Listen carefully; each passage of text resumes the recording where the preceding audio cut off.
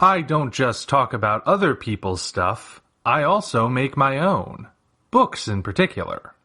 To date, I have 4 books you can check out on Amazon. Operation Red Dragon: The Daikaiju Wars Part 1, Occult Mafia, Emerald of Maddox City, and the short story collection Assorted Absurdities, Tales of Kaiju Punk and Other Genres. Hop on down to the description for Amazon links to all 4 books. Enjoy whichever ones you read, and enjoy the video. Hello, ladies and gentlemen. I'm the Omni Viewer, and welcome to Omni at the Movies, where today I'll be reviewing Black Adam. Now, originally, I wasn't actually planning to see Black Adam simply because I haven't really felt any desire to see new superhero movies as of late. Ever since Avengers Endgame came along and basically, for all intents and purposes, served as the finale to the Marvel Cinematic Universe, I know it's not, but it should have been. Pretty much ever since then, I've just kind of felt like, you know what? I'm just not feeling it anymore. Sure, I went to see what Zack Snyder's Justice League was like over on HBO Max, and sure, I eventually caught up with the Batman, and I have since caught up with most of the other MCU Phase 4 movies. They are terrible, mind you. The Batman's good, but anyway, point is, I just didn't feel it anymore. I left the theater thinking, you know what?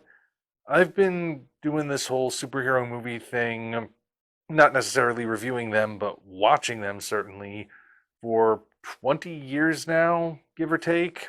And I think I've had enough. I'm ready to just sort of step away and maybe revisit the older stuff, but I'm just not feeling the newer stuff anymore.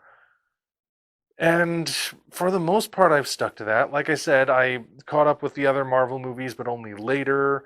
Same with the Batman. But at the last minute, I decided I wanted to see Black Adam, just because I was curious. It looked like it had a pretty good cast. It was focusing on a character who could be potentially interesting if done right. And I thought, you know what? Let's just do it. Let's go and see what it's like. So I did. I got back not too long ago before I started recording this. Personally, I thought it was pretty good. I mean, it's not a groundbreaking, stellar movie, but it was very entertaining. It's quite possibly the best superhero movie of this particular year, 2022, though, given what the other superhero movies it's up against are, that in and of itself isn't necessarily a great accomplishment. Still, I had fun with it. Based on interviews I've seen, The Rock has wanted to do this for a very long time. And that does come across. Even though it's not necessarily a very boisterous performance, you could say that he's very one note throughout it. He remains very monotone, always wearing the same glowering expression. His voice doesn't really rise or fall, but that's done deliberately. He is very specifically playing Black Adam that way. And for that particular character, it works. It could have gotten to a point where maybe we did see him lose control a little bit more, because, I mean, traditionally Black Adam is supposed to be a villain. They don't necessarily play all the way into that with this, which I'll touch on later, but they could have had him be more villainous in his performance. Still, everything comes across that needs to come across. And of course, the rest of the cast is really good. Though, when it comes to the Justice Society characters, who are the actual heroes, I'll be honest with you, the only two who actually matter are Hawkman and Dr. Fate. They're the two most important ones. They're the ones who are really bringing things forward. Nothing against the people who play Cyclone and Atom Smasher, but the way the story is structured, their roles could have been filled by anyone. You could have brought in any other member of the Justice Society. It could have been Stargirl and Sandman for all that it matters. The only thing that actually is important is that we have Hawkman and Dr. Fate. these two guys who have been buddies for a while. They've clearly gone on adventures before, and they're the ones that we get to know the best and care about the most of the hero characters. And I really do think even they gave good performances. Like, I just want to say, I'm very impressed that Hawkman actually looks really good on screen.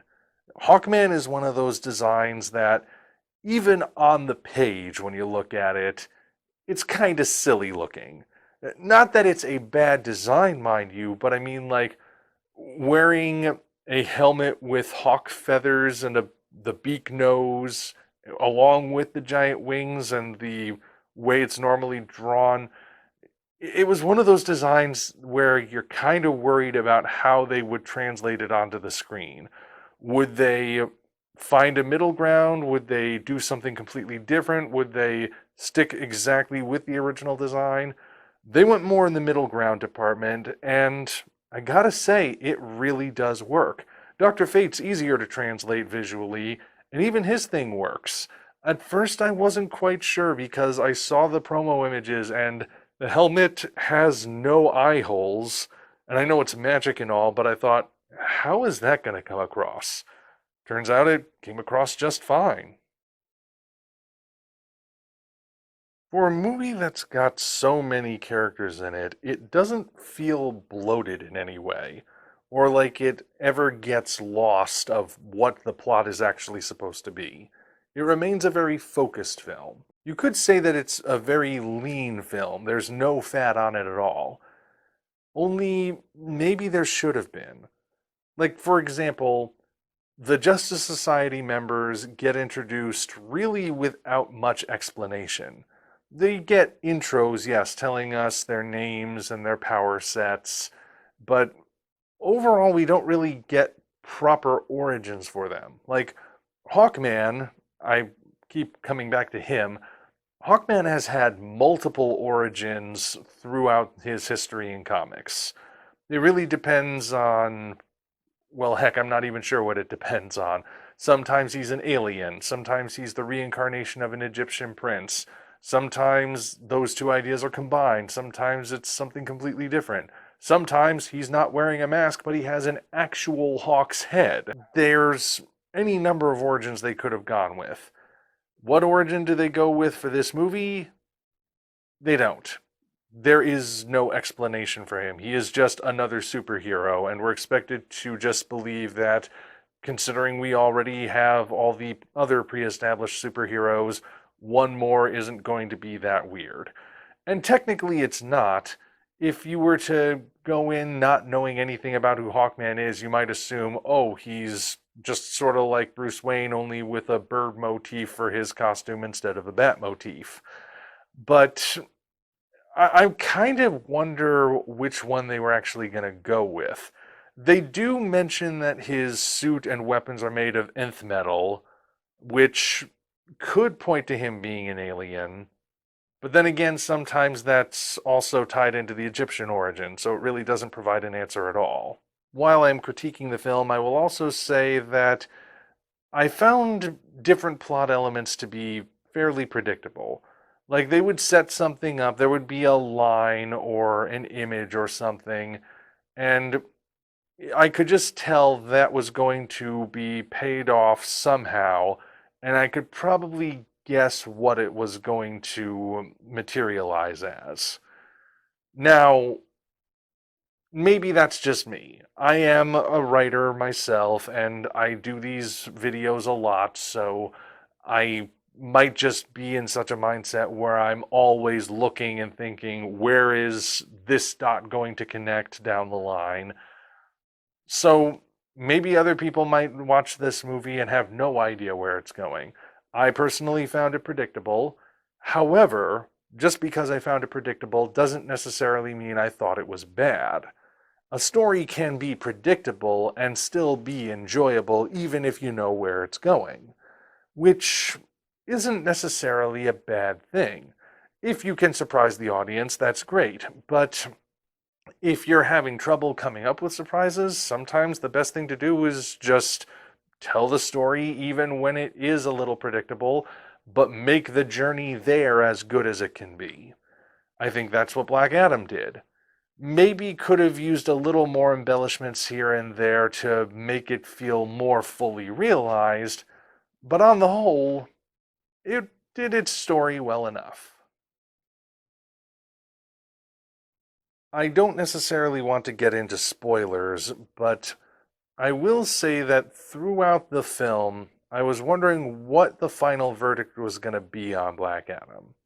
When Black Adam started in DC Comics, he was a villain. He was the antithesis to Captain Marvel. As the comics progressed, especially recently, he's started to skew more in the direction of being somewhere between an anti-villain and an anti-hero, where he still wasn't really a good guy, but was he necessarily a bad guy? That was debatable. And I think that's where he currently lands in the comics themselves. So naturally, if they're going to be up to date, they're going to stick with that variety of Black Adam, where he's not evil, but he's not necessarily good. The question is, though, where does this movie eventually fall on that subject? I kept wondering, is this a story of a villain redeeming himself and becoming a hero? Or is it the story of an anti hero just embracing that darker side of himself? They make a point of never actually calling him a hero. In fact, they're always showing that he is not like the other heroes. The Justice Society, throughout the film, they will always make a point of saving people, even if those people are the bad guys. And the reason they save the bad guys is because, sometimes it's useful to get information out of them, but also they have a right to a fair trial like anyone else. Black Adam, meanwhile, has no qualms about killing. It's not even like in Man of Steel when Superman snaps Zod's neck and he's devastated at the fact that things got to that point where he had to kill. To Black Adam, life is cheap. And you could argue part of that comes from the fact that he was raised in ancient times where killing your enemy was not frowned upon. But how much of that is just his upbringing and how much of it is just the possibility that he's not a very good person? I was waiting to see where the movie would fall on that, and where it seems to fall is on the answer of, we don't know just yet. Again, without getting into spoilers, clearly he is necessary to saving the day in this particular instance, but does that mean he's actually a hero? Or even just a good person? It seems like they're saving the full extent of his nature for future films, where they're going to explore things further and see which side he eventually lands on and what events will put him to that side. Which, can't blow all of your stuff on the first round, so if that's what they're going to do, as long as they actually follow through with it, I am curious to see what comes next.